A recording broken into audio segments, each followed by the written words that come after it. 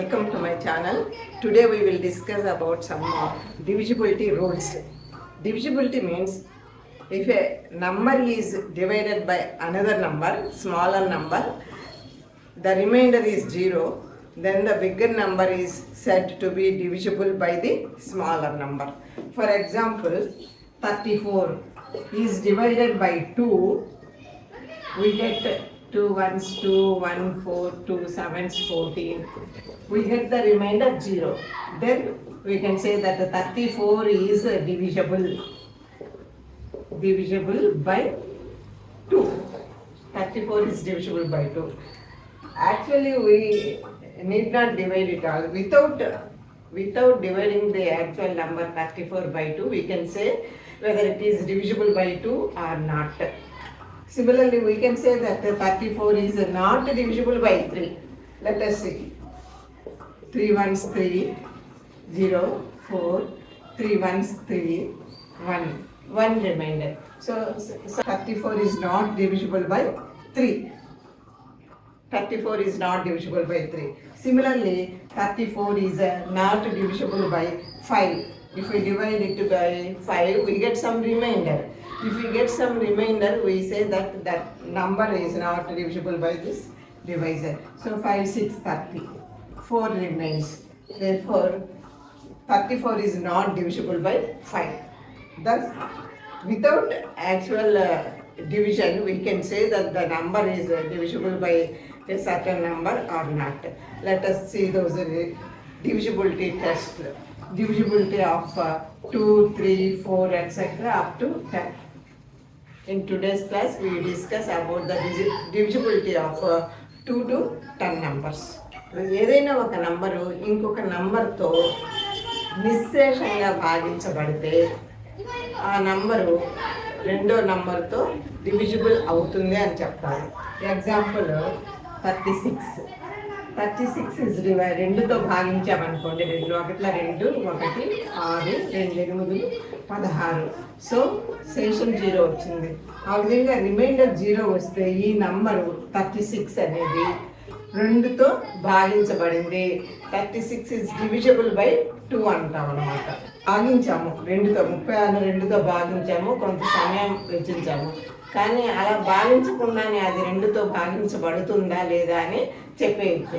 Weather 36 is divisible by 2 or not అనేది just looking at the number we can say that there are certain rules for divisibility of 2, 3, 4, 6, etc. up to 10.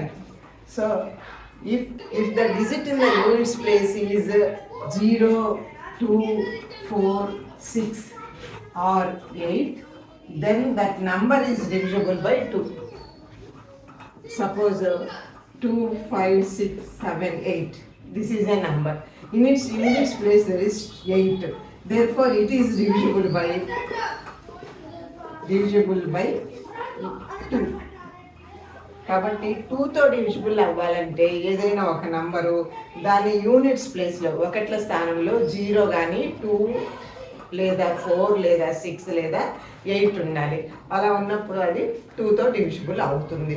కాబట్టి ఏదైనా ఒక నెంబర్ని అలా చూడగానే అది 2తో డివిజిబుల్ అవుతుందా లేదా చెప్పేసేయచ్చు. యూనిట్స్ ప్లేస్లో 0 కానీ లేదా ఏదైనా సరి సంఖ్య ఈవెన్ నెంబర్ కానీ ఉండాలన్నమాట. ఒక నెంబర్ 3తో డివిజిబుల్ కావాలి అంటే సపోజ్ 365 ఉందనుకోండి, అది 3తో డివిజిబుల్ అవుతుందా లేదా చెప్పాలంటే the sum of the digits must be divisible by 3. Some of the digits 3 + 6 + 5 is equal to 3 + 6 9, 9 + 5 14. 14 is not divisible by 3.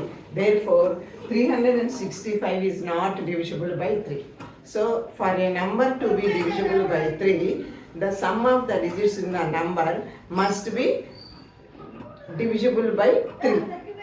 So, here the sum of the digits 14 is not divisible by 3. Therefore, this number is not divisible by 3. Take another example. Take 865. Sum of the digits 8 + 6 + 5 is equal to 8 + 6 14 + 5 19. 14 19. 19 is not divisible. Let us take another number which is 864. So the sum of the digits in this number is 8 plus 6 plus 4 is equal to 6 plus 4 10, 10 plus 8 18. 18 is divisible by 3. Therefore 864 is divisible by 3. And it is divisible by 2 also, because in its units place there is 4. 4 is an even number, so it is divisible by 2 also. So this number is divisible by 2 and divisible by 3 also. Next, divisibility test for 3 is over. Next, divisibility test for 3. If the number formed by the last 2 digits of a number is divisible by 4, then the number is divisible by 4. అంటే ఒక సంఖ్యలో చివర ఉండే 2 అంకెలతో form అయ్యే number 4తో divisible అయితే ఆ number 4తో divisible అవుతుంది. For example 8524 అనే నెంబర్ ఉంది అనుకోండి. ఈ చివరిలో ఉండే 2 డిజిట్స్తో ఫామ్ అయ్యే నెంబర్ ఎంత? 24. 24 అనేది 4తో డివిజిబుల్ అవుతుందా? 4 6 24, 4 24. కాబట్టి డివిజిబుల్ అవుతుంది. కాబట్టి the number is divisible by 4.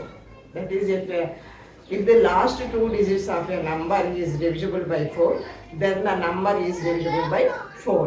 అంటే ఒక సంఖ్యలోని చివరి 2 అంకెలతో ఏర్పడే సంఖ్య 4తో డివిజిబుల్ అయితే ఈ సంఖ్య 4తో డివిజిబుల్ అవుతుంది.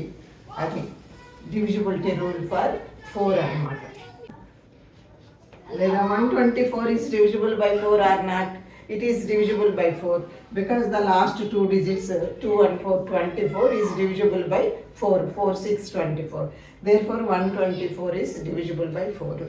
సో చివరిలో 24 లేదా ఏదైనా సరే 4తో డివిజిబుల్ అయ్యే నెంబర్ ఉందనుకోండి, 48 24 12 ఏదైనా సరే 4తో డివిజిబుల్ అయ్యే నెంబరు 20 80 60 అట్లా ఇంకా వెనక ఏ నెంబర్ ఉన్నా సరే ఈ మొత్తము 4తో డివిజిబుల్ అవుతుంది. If there is 0 or 5 in the units place of a number, then that number is divisible by 5. If ఒక నంబర్ యొక్క ఒకట్ల స్థానంలో 0 లేదా 5 ఉన్నట్లయితే ఆ నంబరు 5తో డివిజిబుల్ అవుతుంది.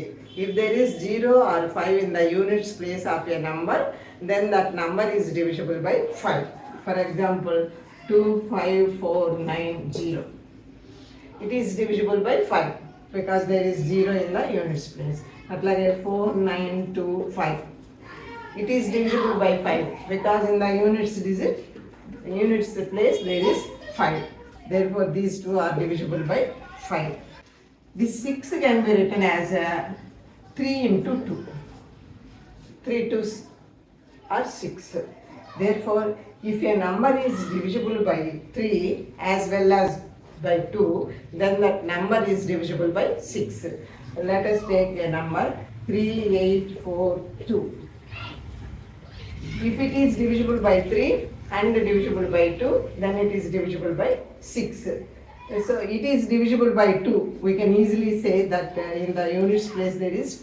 Therefore it is an even number and it is divisible by 2. కాబట్టి అది 2తో డివైడ్ అవుతుంది. ఇంకా 3తో డివిజిబుల్ అవుతుందా లేదా చూడాలి. 3 యొక్క డివిజిబిలిటీ టెస్ట్ ఏంటి? The sum of the digits of the number must be divisible by 3.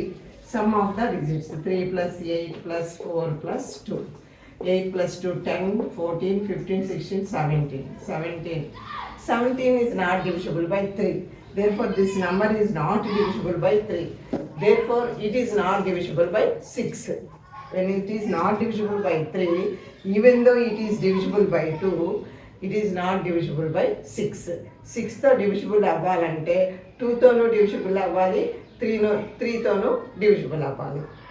Next ఈ 7 అనే నెంబర్ యొక్క డివిజిబిలిటీ టెస్ట్కు ఎగ్జాంపుల్ తీసుకొని చెప్తాను. ఫస్ట్ 434 ఉంది అనుకోండి. 434 ఇది 7తో డివిజిబుల్ అవుతుందా లేదా టెస్ట్ చేయాలంటే యూనిట్స్ ప్లేస్లో ఉండే నెంబర్ తీసుకోవాలి. అంటే 4 ఉంది కదా ఇక్కడ, 4 తీసుకొని దీన్ని 2తో మల్టిప్లై చేయాలి. చేస్తే మనకు 4 2s 8 వచ్చింది.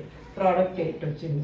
ఆ 8ను దీంట్లో నుంచి సబ్ట్రాక్ట్ చేయాలి. అంటే యూనిట్స్ ప్లేస్లో ఉండే నెంబర్ని తీసేసి మిగిలిన డిజిట్స్తో ఫామ్ అయ్యే నెంబర్ అనమాట 43. ఇక్కడ 43లో 8 సబ్ట్రాక్ట్ చేస్తే మనకు 13 మైనస్ 8 ఎంత వచ్చింది, 5 వచ్చింది. ఇక్కడ 3 వచ్చింది.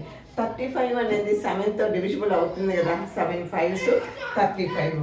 కాబట్టి this number is set to be divisible by 7. ఇప్పుడు ఈ నెంబరు 7తో డివిజిబుల్ అవుతుంది. ఇంకో నెంబర్ తీసుకున్నాము, 8536. ఇది 7తో డివిజిబుల్ అవుతుందా లేదా చెక్ చేయాలంటే యూనిట్స్ ప్లేస్లో ఉండే నెంబర్ తీసుకోవాలి, దాన్ని 2తో మల్టిప్లై చేయాలి. 6ను 2తో మల్టిప్లై చేస్తే 12 వస్తుంది. ఈ 12ను దీంట్లో నుంచి యాడ్ చేయాలి. అంటే యూనిట్స్ ప్లేస్లో ఉండే నెంబర్ తీసేసి మిగిలిన నెంబర్స్ ఫామ్ అయ్యే నెంబర్లో నుంచి నెంబర్కి 12 యాడ్ చేయాలి. 12 సబ్ట్రాక్ట్ చేయాలి. సబ్ట్రాక్ట్ చేస్తే మనకు 841 వచ్చింది. 841 అనేది 7తో డివిజిబుల్ అయితే టోటల్ నెంబర్ 7తో డివిజిబుల్ అవుతుంది. కానీ ఇది కూడా చూడగానే 7తో డివిజిబుల్ అవుతుందో లేదో చెప్పలేము. కాబట్టి సేమ్ ప్రాసెస్ మళ్ళీ రిపీట్ చేయాలి. అంటే యూనిట్స్ ప్లేస్లో 1 ఉంది, దాన్ని 2తో మల్టిప్లై చేస్తే 2 వస్తుంది. ఈ 2ను ఇక్కడ సబ్ట్రాక్ట్ చేయాలి, 82 వస్తుంది. 82 అనేది 7తో డివిజిబుల్ అవుతుందా, కాదు.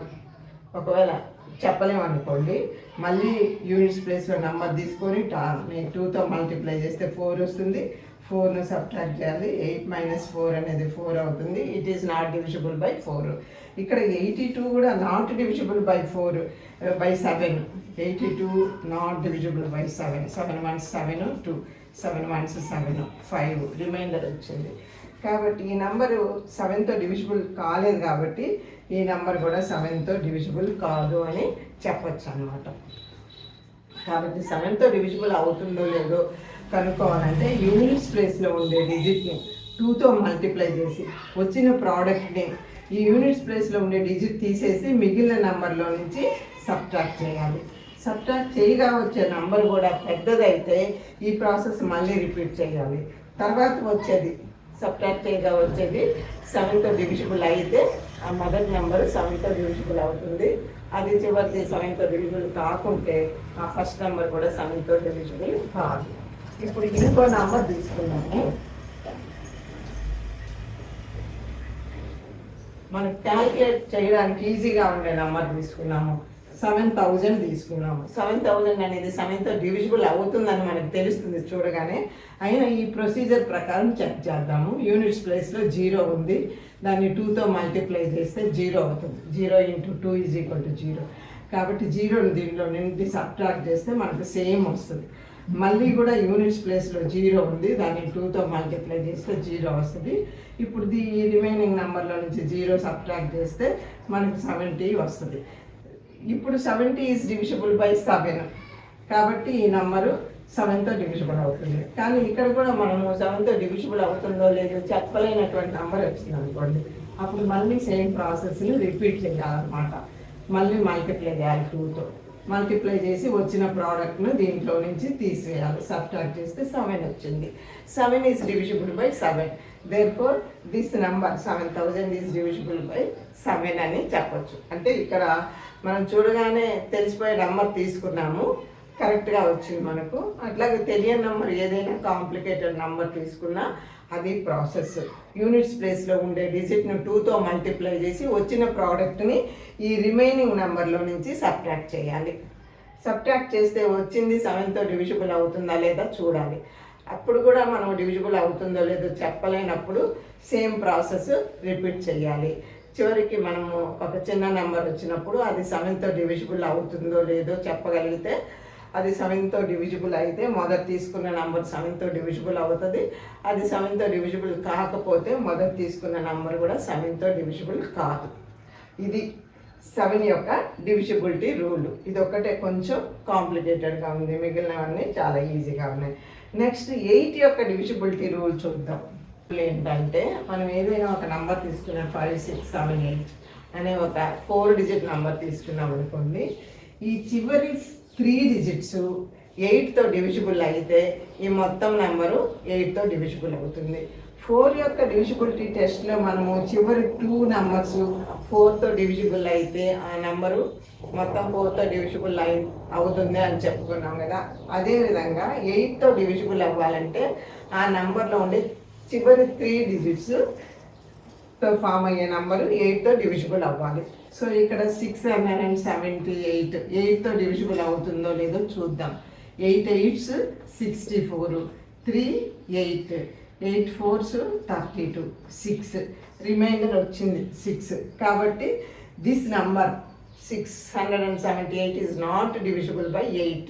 Therefore 5678 is also not divisible by 8. అది ఇప్పుడు ఇంకొక ఎగ్జాంపుల్ తీసుకున్నాము. 6648 తీసుకున్నాం అనుకోండి. ఇప్పుడు ఇది 648 8తో డివిజిబుల్ అవుతుందో లేదో చూద్దాం. 648, 8 8s 64, 0 8, 8 1s 8. therefore రిమైండర్ 0 వచ్చింది. అంటే 648 is divisible by 8, exactly divisible by 8. therefore 6648 also divisible by 8. That is the divisibility rule for 8. Next 9. Next 9 యొక్క divisibility rule ఏంటంటే the sum of the digits in a number is divisible by 9, then that number is divisible by 9. It is just like the divisibility rule for 3. The divisibility rule for 3 is if the sum of the digits in a number is divisible by 3, then that number is divisible by 3. So here, in the case of 9, if the sum of the digits of a number is divisible by 9, then that number is divisible by 9. For example, 15,840 ఉందనుకోండి. ఇది 9తో divisible అవుతుందా లేదా చూడాలంటే some of the digits తీసుకోవాలి. So 1 plus 5 6, 6 plus 4 10, 10 plus 8 18 plus 0 18.